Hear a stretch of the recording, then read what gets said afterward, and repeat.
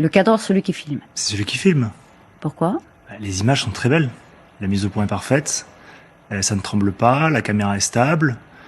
On voit qu'il se déplace, alors que le terrain a l'air assez inégal, on voit qu'il se déplace très correctement. On dirait presque un cadreur professionnel. On a l'habitude de voir, on a vu beaucoup de vidéos sur ces batailles, sur ce conflit où c'est pris par voilà des téléphones et on voit parfois c'est un peu bricolé, parfois c'est un peu maladroit.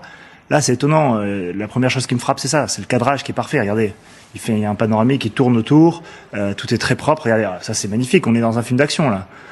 L'autre chose qui me frappe, c'est l'équipement. Tout le monde est cagoulé. Tout le monde est cagoulé.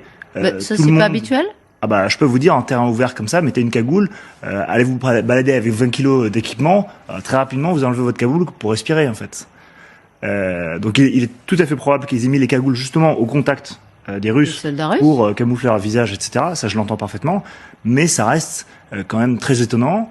Le BTR, je suis pas un expert, mais c'est peut-être un BTR. C'est le véhicule de transport russe. Ou un obusier, je suis pas expert dans ces véhicules-là, donc je vais pas me prononcer, mais c'est intéressant. Il s'arrête au milieu du champ. Il est arrêté par des fantassins au milieu du champ. Il n'y a pas de dispositif d'arrêt, il y a rien. Est-ce qu'il a été appelé? Il arrive pile poil à l'endroit où il y a ces hommes qui se déploient magnifiquement autour avec le cadreur. Bon.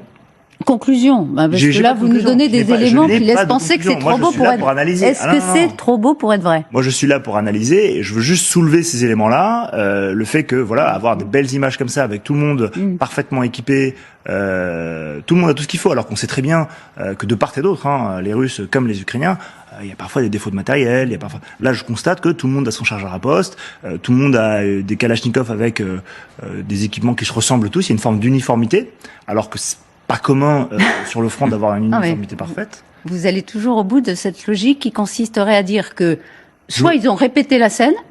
Non, je n'irai pas jusque là, mais il y a certaines choses qui m'intriguent. Voilà.